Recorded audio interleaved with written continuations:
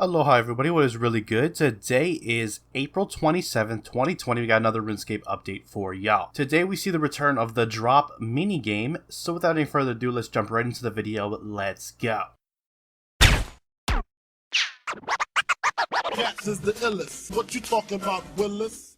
Alright guys, the drop is a quiz-style minigame that has you and as many players that happen to join answer 12 progressively harder and trickier questions until you reach the end. Winners will receive a new title, some lamps, and some stars. Get a question wrong though, and you are removed from the drop. If you want to take part in this mini game, test your knowledge, win those prizes, speak to Charity near the Burthorpe lodestone. Now the drop opens every 30 minutes on the hour and half past every hour, at which time there will be 2 minutes for anybody to join in if they want to get involved. You can face the challenge as many times as you like between April 27th and midnight May 3rd, and for every player that takes part in the drop one time or more, Jagex will donate £1 to their charity partners, up to a maximum of £34,500. Don't worry if you get a question wrong, you can try as many times as you like, and there's good reason to. Since, as I said, if you get every question right, you'll grab yourself the new title and some rewards. So once again, head over to Charity every 30 minutes on the hour or the half hour in Burthorpe and partake in the drop. That is it for your main game update. We're going to shift on over to the patch notes and see what's been changed with today's update. So let's go ahead and check it out. Starting off with Archaeology, multiple changes have been made to the River Demon Ancient Familiar. Special attack has been reduced to 1 hit.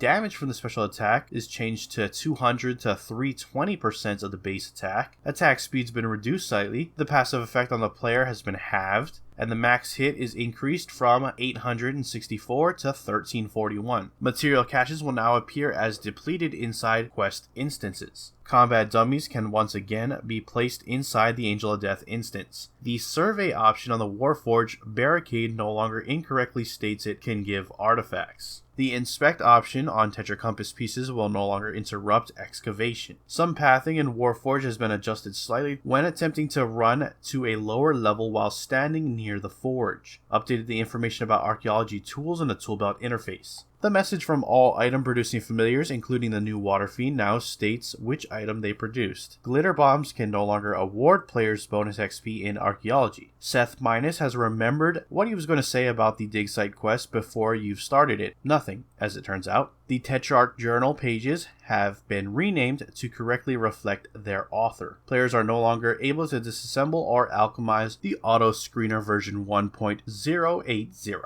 A retrieve all option has been added to the Archaeology skilling outfits and elite skilling outfit when reclaiming them from Diango. Samid gloves will now correctly work when training Archaeology. Draken's medallion will no longer lose charges if teleporting within the Everlight. Tweak the look of ancient gizmos so they are easier to tell apart from standard gizmos. Archaeology material storage now has a configure option where you can change the left click option. Corrected a Zarosian segment material cache in Caradet that was floating. Some clipping debris in Hal's workshop has been moved. A floating pillar in Stormguard Citadel has been grounded again. Remove the plant that was clipping with a rock in the Stormguard Citadel. Remove some floating geometry from the Everlight and Warforged dig sites. The Ubis clay and vulcanized rubber material caches near the Warforge are now considered part of the dig site and will award earth and clay while excavating them. Dig site imagery has been updated in the world map tooltips as well as their respective archaeology research. Damage dealt under the effect of the Eldritch Crossbow special attack via Soul Split now tracked by combat challenge gems. A landmass inside Infernal Source has been adjusted to only disappear when the camera is moving to it.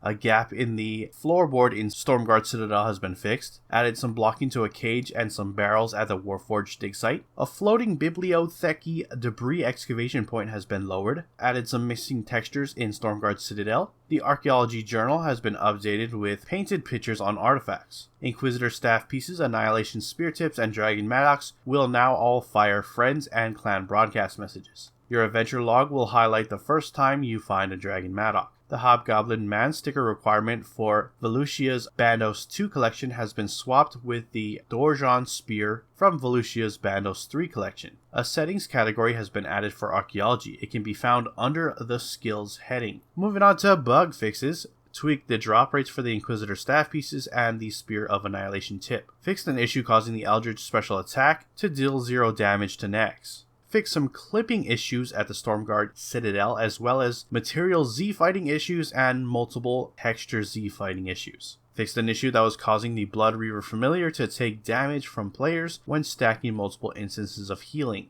Fixed a disconnect caused by certain items. Fixed an issue with Felucia's Bandos collection displaying in the wrong order. Fixed a minor lighting issue in the stadium debris excavation spot. Fixed minor typos. Fixed a light in Carrot Et that was causing material caches to appear as two separate colors. Fixed clipping with excavation spots that have been fixed in the Star Lodge cellar. The ninjas have tackled certain Shadow Worlds bosses back into reachable locations. The Lily of the Valleys once again blossomed in Galenor for 1 week, only you could find them scattered all over the world. And finally, they fixed an issue with large and small sacks of loot from the easier event being bankable. The sacks of loot will be removed from the bank to the inventory upon login. This takes into consideration the amount of inventory space needed to open them, so they may be transferred over multiple login sessions. And additionally, all sacks of loot will be depleted when logging in on May 11th, 2020. That is it for your patch notes. Links to everything discussed in this video will be down in the description below. Head on over there to check them out. With that, I'm wrap up the video. If you enjoyed it, hit that like button. If you're not subscribed and you want to stay up to date on all things RuneScape related, then hit that subscribe button. Anyways, I appreciate you watching. I am out. Aloha.